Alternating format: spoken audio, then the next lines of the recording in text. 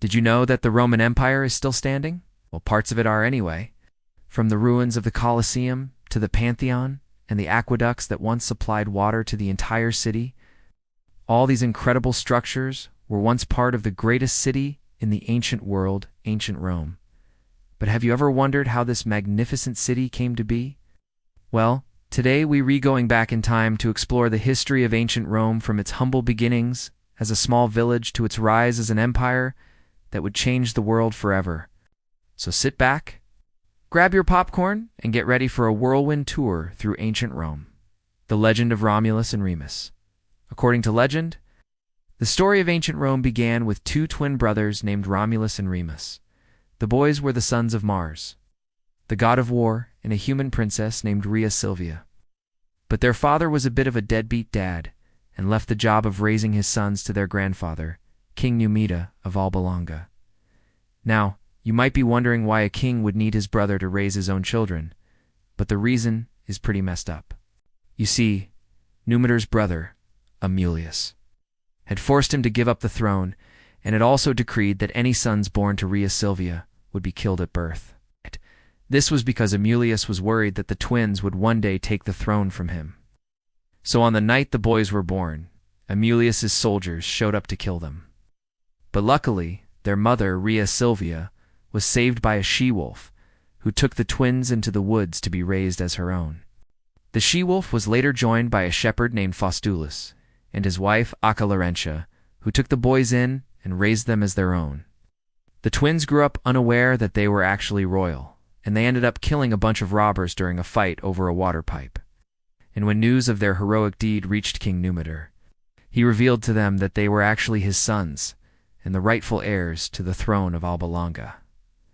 With Numitor's help, Romulus and Remus then overthrew their evil uncle and reclaimed their grandfather's kingdom. And now that they were in charge, they decided to build a new city nearby where they would be the kings. They named the city Roma, after Romulus, and it would eventually become known as ancient Rome, the Roman kingdom. Once established, the Romans started to grow and expand their territory. Over the next 244 years, Rome was ruled by 7 kings, including Tarquinius, Superbus, the last king of Rome, who was kicked out of the city after he got too much into a power struggle with his wife, Queen Lucia. This event marked the end of the Roman kingdom and the beginning of the Roman Republic in 509 BCE. The Roman Republic. At first, the Romans created a system of government known as a republic, which was a form of government in which the power was held by elected representatives rather than a monarch. During the early years of the Republic, Rome was ruled by a group of aristocrats known as the patricians. However, as the Roman population grew, so did the gap between the rich and the poor. The wealthy patricians lived in luxury while the lower-class citizens struggled to get by. This inequality led to a series of revolts, and eventually the Roman Republic expanded. As Rome grew in power, it began to expand its territory and influence throughout Italy, and went to war with many Italian states, and eventually conquered them all, establishing dominance over the Italian peninsula. The Roman Republic also expanded its navy and became a major naval power in the Mediterranean Sea. This allowed Rome to project its power throughout the Mediterranean and engage in trade and diplomacy with other civilizations such as Greece and Carthage. Punic Wars. In the late 3rd century BCE, Rome went to war with a powerful North African state called Carthage in a series of conflicts known as the Punic Wars. The Punic Wars were fought over control of the Western Mediterranean and were one of the most important events in ancient Rome's history. The wars resulted in the destruction of Carthage and the expansion of Roman territory into Spain, Sicily, and North Africa. The Roman victory in the Punic Wars made Rome the dominant power in the Mediterranean and set the stage for its future conquests, Julius Caesar and the fall of the Republic. In the 1st century BCE, Julius Caesar emerged as one of Rome's most powerful generals and began to amass a large following. He seized power in a coup and became the dictator of Rome, ending the Roman Republic. After his assassination in 44 BCE, his adopted son Octavian, also known as Augustus, became the first emperor of Rome in 27 BCE, the Roman Empire. Under Augustus' rule, Rome entered a period of peace and prosperity known as the Pax Romana, which lasted for about 200 years. During this time, Rome's territory reached its greatest extent, and its influence spread throughout Europe, North Africa, and the Middle East. The Pax Romana was also a time of cultural flourishing in Rome, with great works of art and literature being produced throughout the empire. However, as the empire grew, so did its problems. The vast size of the empire made it difficult to govern and defend, and the army became increasingly involved in politics. In addition, the economic burden of maintaining the empire's infrastructure and military became a strain on the provinces. Despite these challenges, the Roman Empire continued to thrive for centuries, and its legacy continues to be felt today. Ancient Rome's greatest achievements.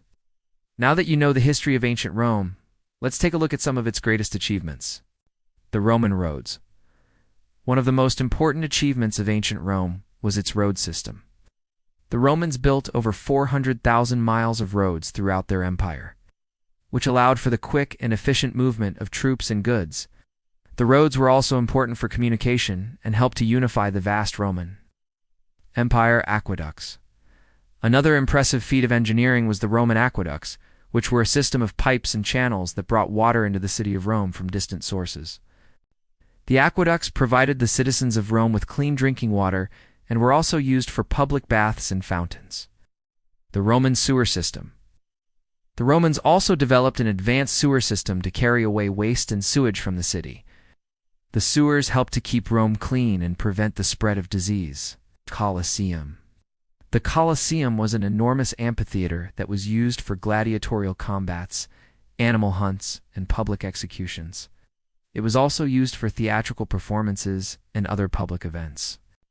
The structure was a marvel of Roman engineering and was able to hold up to 80,000 spectators.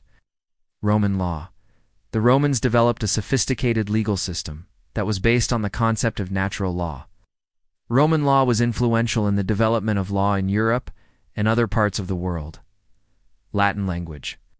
The Latin language was the language of the Romans and became the basis for many modern languages, including Spanish, French, and Italian. Latin was also the language of the Catholic Church and had a major influence on Western culture. Art and architecture. Roman art and architecture were highly influential and are still admired today. Roman sculptures were known for their realism, and the Romans also developed a distinctive style of painting. Roman architecture was characterized by its use of arches, domes, and vaults, and included many famous structures such as the Pantheon and the Colosseum. The legacy of ancient Rome. The legacy of ancient Rome is vast, and its influence can be seen in many aspects of our modern world. From its contributions to art and architecture to its legal and political systems, ancient Rome left a lasting impact on Western civilization. The grandeur of the Roman Empire has inspired awe in people for centuries, and its story continues to fascinate us today. Whether you're interested in history, art, or culture, there's something about ancient Rome that captures the imagination and makes us wonder what life was like in this once great city. Thank you for joining us on this whirlwind tour through ancient Rome. We hope you enjoyed learning about this fascinating civilization and its contributions to the world. If you're interested in learning more about ancient Rome or other historical topics, please stay tuned for more videos. Don't forget to leave a comment below to share your thoughts or ask questions. We love hearing from our viewers, and we appreciate your support. Until next time, happy learning.